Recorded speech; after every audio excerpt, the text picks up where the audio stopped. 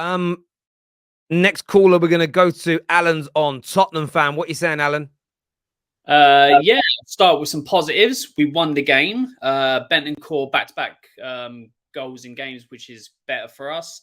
That's pretty much where it stops because no disrespect to Bournemouth, but you show up there with your full strength team. I know about resting, but you play your best team. You put 2 or 3 past them. Then you can bring players off. But we were absolutely awful again. Slow start, slow build up, easy for Bournemouth to play against. I'm sorry, but this whole thing of Tottenham fans glossing over bad performances because we get wins and all that has got to stop. I want this team to be playing further up the pitch, high intensity from the beginning. If we'd have done the second half in both the Sporting games and the game today, we would have got 3 points wrapped up from the start. We'd have got 3 points wrapped up against Bournemouth in 50, 60 minutes because they couldn't live with us when we moved the ball forward. And then against Sporting, we'd already be qualified for the Champions League. These slow starts, these pathetic starts from Spurs. And why is Conte, world-class manager, I don't say that, but you're persisting with people like Royale, who's not good enough, with Sanchez, who's not good enough, people like Spence sitting on the bench, not getting a chance or that. You're going to play him against Nottingham Forest in the Cup with a half-strong team that's going to make everyone look awful, and then he's going to be back on the bench and all that, not getting another chance. Things have got to change from top down in this club to be able to consistently compete like you're saying you're going to, or compete for trophies. And it's got to be the manager as well. Now, don't get me wrong, like I said, world-class manager, but you've got to put your stubbornness aside for the benefit of teams at times. And he's just not doing that. And it takes for 50, 55, 60 minutes to be able to perform against Bournemouth. Are you kidding me? I'm sorry. It's just, we'll take the win and there's good points, but I'm just not happy with the way we're so slow in games. Because when we came up against a Man United team who we played poorly against, and Arsenal as well, their quality, they just bury you in within the half and then you're done. It's just not good enough in certain aspects. But the only silver lining this time is that we got the 3 points. Otherwise, if it had been exactly the same second half performance as it was in the first, we'd be 3 back-to-back defeats and then Spurs crying for it to be gone. And you know, again, I'd be frustrated as a Tottenham fan because when you attack and you use the quality you've got, you're a pretty good team. You just decide not to use it at certain times, and you should not be struggling to beat Sporting's, Bournemouths. Not with the quality that you have, and that is a managerial issue, a tactic and system issue. And you only came out full pelt attack when you went 2-0 down. It's what I've been saying all season about Tottenham.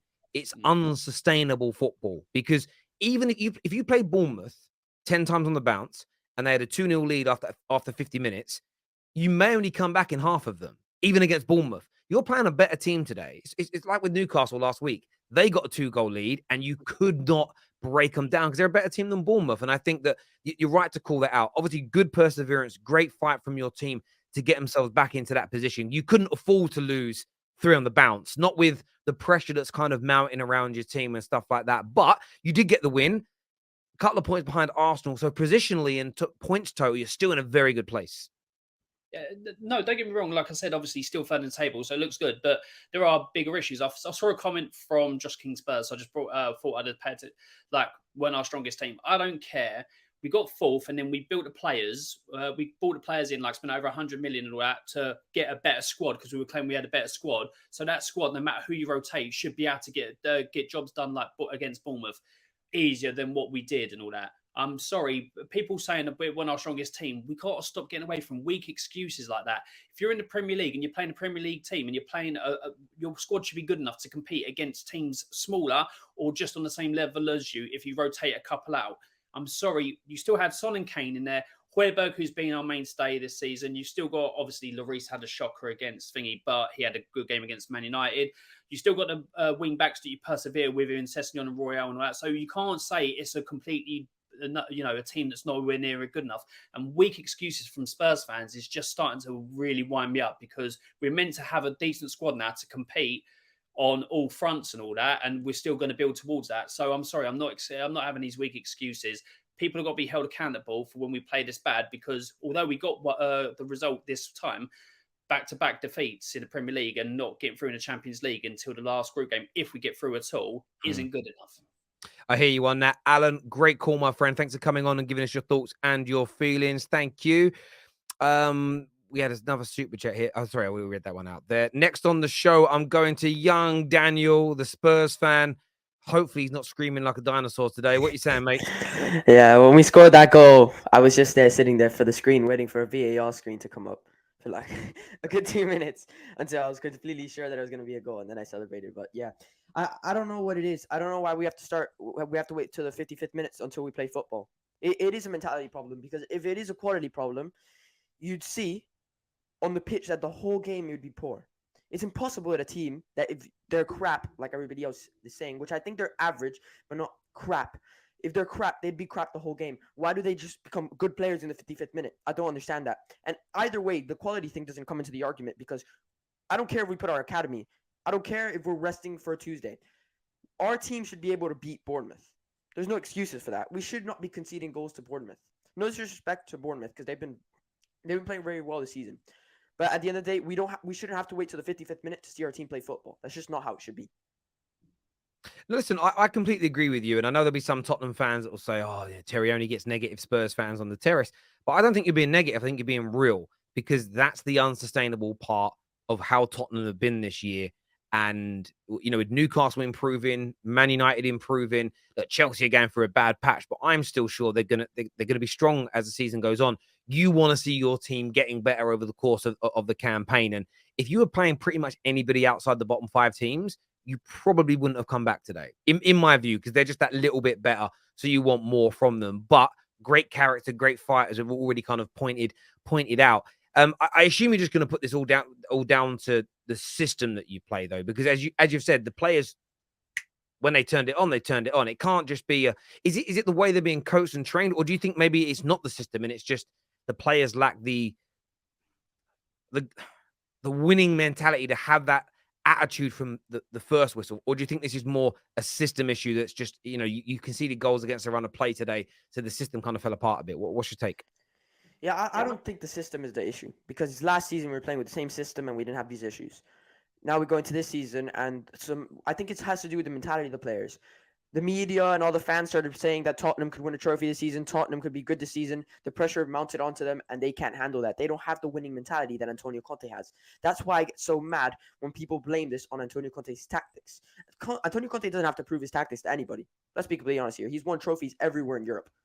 The players that have to prove themselves, the people that need to prove themselves, are the players. These players like Eric Dyer, Davinson Sanchez, I've been here since 2015. They shouldn't even been here in the first place. And they get the free pass. But every time we get a manager that loses 3 games in a row, it's their fault. They have to go. I don't understand that. It's the players on the pitch. They're average, and at the same time, their mentality is absolutely poor. Antonio Conte is trying to build something here where the players have a killer mentality, and the players are not buying for it. I'm telling you, in a month's time, you'll see media's coming out of Eric Dyer saying, oh, that the training sessions are too hard, like they always do about every single manager that comes in. Nuno, they did the same thing, even though he's crap, but they did the same thing to him. Jose Mourinho, they did the same thing to him. Ryan Mason, even though he's also crap, but we do the same thing to every single manager. And at the end of the day, the reason the fans are doing this and saying Conte out is because they have the opportunity to bring in Pochettino. That's the only reason they're saying Conte out. The second Pochettino was sacked for PSG, all you saw on Twitter was, oh, I want Pochettino back at Tottenham. That's when the whole Conte out started. So the fans need to fix their mentality. If we want to win a trophy, we need to we need to have our priorities straight. Trophies is up here, and playing good football is down here. That's just how it should be. Fair enough, Dan. Good opinions, mate. Well spoke out. Top man. We'll speak to you again soon. All the best, mate. Thank you very much indeed. Orchie's on now. Orchie's a Tottenham fan. What are you saying, mate? Hello, Terry. Sorry, caught me by surprise. Yeah, mate. I to be honest, I saw the starting 11, and immediately I had concerns today. I will say, obviously, I'm not one of the guys saying get Conte out, but the last few weeks, some of his selections has really been frustrating me. I appreciate that. Obviously, now Marseille game in midweek has taken on a massive importance. So I appreciate he wanted to rest some players. I get that. But, you know, people like Davinson Sanchez, these guys are not good enough. And his loyalty to Emerson Royale and these kind of players, they're just, and obviously Oliver Skip as well. I was kind of scratching my head why last season, before he got injured, he was doing well for him, but he's been out for a long time, and he hasn't had the time to come back into the team. So I think you mentioned it with one of the other fans before. Like you got Lucas Moura. Although Moura sometimes he runs around like a headless chicken with not much end result, but then he's one that can be a nuisance and cause chances to happen and open things up. So. Yeah, I mean, I kind of agree that that's the part that really frustrates me with Conte. And people like Brian Hill, when they've come on in games, although, again, he's bringing them on really, really late, like 80th minute subs, 85th minute subs. And when they come on, they've looked lively. So why not give them, more of an opportunity in this kind of period where you want to rest some of the, players like Bentancur. I mean, again, he came on, and I thought once he came on, he made the biggest difference to the team. But that's the bit that frustrates me about Conte. I don't know. He has these kind of almost like he has his favorites that I appreciate. All managers have their favorites, but time and time again, certain players are letting them down, and they're not really showing anything new. So you've got people like Jed Spence who's not getting a chance. You've got people like Brian Hill. You've got people like, even I think Ivan Perisic would have been better today. But that's the bit that really frustrates me. I totally get that, and I agree with you. I didn't think there was any reason for you to start with a team that's so defensive. You're playing one of the worst teams in the league, and I think that's look. And look, there'll be some Spurs fans that go, "Why is it even? Why are you even focusing on it? We won the game. It doesn't matter. Let it go." But I think that's the wrong way to look at things, because if that mistake's being made now and it gets made again and it gets made again, then it will at some point cost you points. Well, it has already cost you points, and it could cost you them in the future. And fans are absolutely right to call the team out on that. You want to see these things improve and become better. There's no doubt about it whatsoever. But you did get the win. You did get the 3 points. And how important were they with Newcastle winning? United likely, on paper, form and historically likely to beat West Ham tomorrow, closing in on you. I mean, you still got, I think you're 6 points ahead of Man United in 6, but United have 2 games in hand over you. It's tight in this top 4 race is so tight, isn't it? It is, definitely. And Newcastle, they're just going from strength to strength. I've got to be honest, I didn't really see them being this strong this year. I thought they'd be inconsistent. I thought they'd win a couple of matches, lose a couple of matches, win, but they'll be around like the kind of the 6th or the 7th. But they look like they're ready to challenge for top 4 this season. And I think, it just makes things even more interesting. It most certainly does. I mean, it makes things at the top, to quote your words, very interesting. It's intriguing. Will they maintain this form, Newcastle? Will they stay at this level? I don't know if I'm not convinced right now that they will stay at this level. That's not a dig. It's just it's hard to maintain it. They started slowly, and that's what's really interesting. They started slowly in this campaign.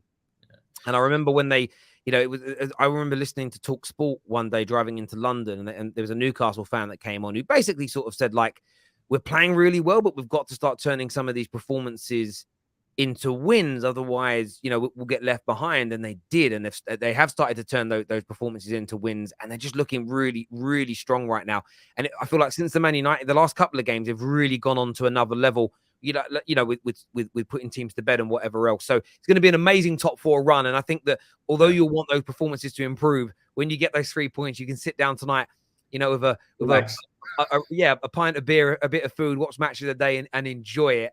Especially it doesn't ruin your weekend. Exactly. It doesn't ruin your weekend. It's just you think, it's one more hurdle that we got past, and I really hope come Christmas after the World Cup. Obviously, it's going to be a weird year this year because obviously previous times World Cup's been in the summer, and then that's kind of like a shopping window for. And I wonder if it's going to be an active window at Christmas. What do you think? It's going to be an interesting one. It's one of those. I mean, we're obviously going to be making World Cup content, and we were talking about this again. I wonder if there'll be proper transfer rumors and stories. Maybe there will be, because by the time there always is when the World Cup's on in the summer, and by the time football returns, it's only football returns 4 days from the transfer window opening. So maybe you'll get this thing of, well, these 2 or 3 players are really good at the World Cup. We want to go and get them now. You've got players like Trossard in great form that have got 6 months left on his contract. A team like Arsenal might think, right, let's go on offer like 5 million, 10 million now. Get him in so that we get him those. And like Trossard now for 6 months, Like, stick him in an Arsenal team right now. He might help win them an extra 6 points. Those 6 points could be the difference between a title challenge, top 4, winning a trophy, and it's worth its weight in gold. So, yeah, it could be a really interesting time. Orchie, really appreciate you coming on, mate, and having your say. Top man. Thank you. Sorry, I didn't mean to cut you off when you were speaking at the end there. Sorry.